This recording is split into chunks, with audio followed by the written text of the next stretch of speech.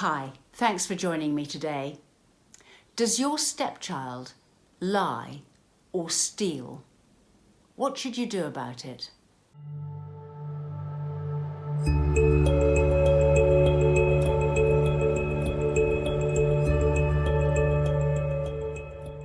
I post once a week, so subscribe to my channel and hit the notification bell and I'll let you know every time I post.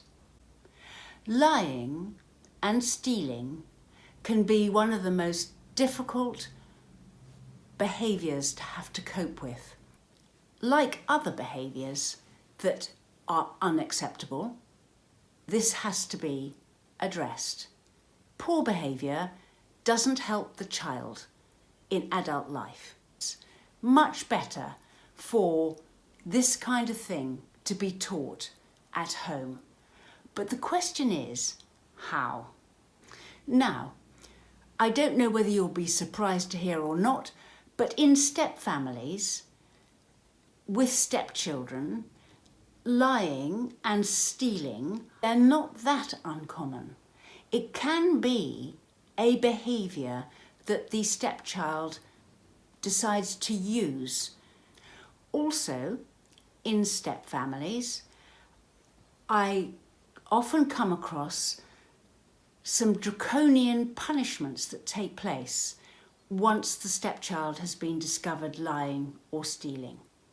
Now, when I say draconian, I mean that action is taken, that iPads get confiscated, telephones get confiscated, freedoms get curtailed, allowances get severely cropped, holidays get cancelled, trips to visit friends get cancelled. The consequences can be swift, big, and without really any addressing or questioning what caused the behaviour in the first place. Now, you could say to me, well, that's because stealing in any shape or form isn't allowed.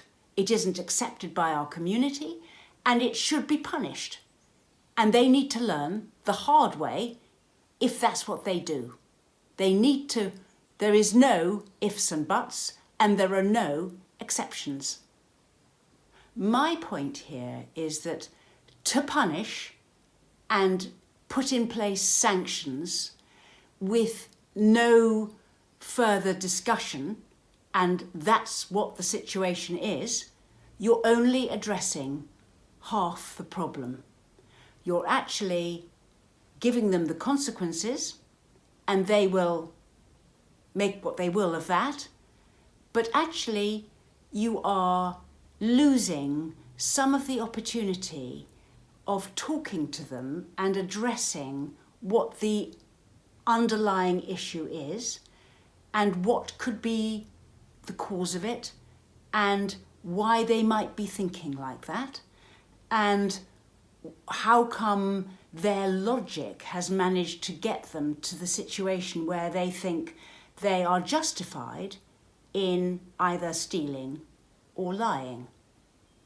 Now, you could say, well, none of that matters. I mean, all they've got to do is to learn that's not okay, and they'll learn it fast enough if they go without their iPhone. Well, yes and no. Now, I'm not advocating that you accept lying and stealing, not at all.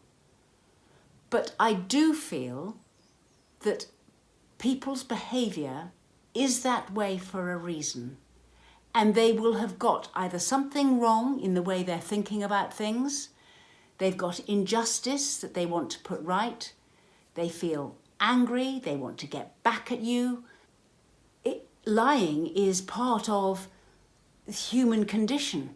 We'll lie for survival reasons because we don't feel safe about something, so it's safer to lie and protect ourselves than it is to tell the truth. What is it that means that they feel as though they'd be better to tell a lie than to tell the truth? Why is it they feel like that?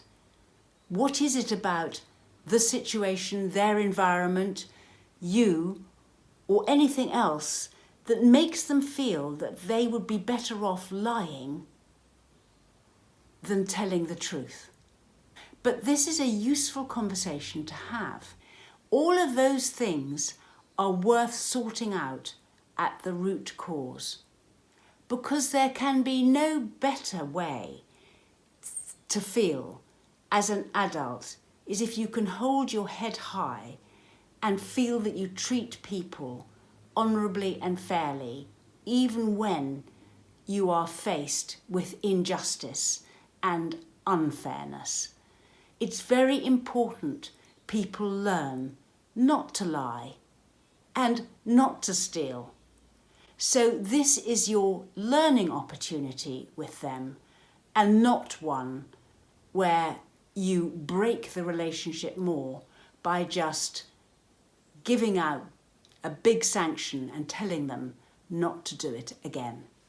If you've got a lying or stealing stepchild, that behaviour will have a reason, and it's your job in a parenting role to sort out what those reasons are and not just punish.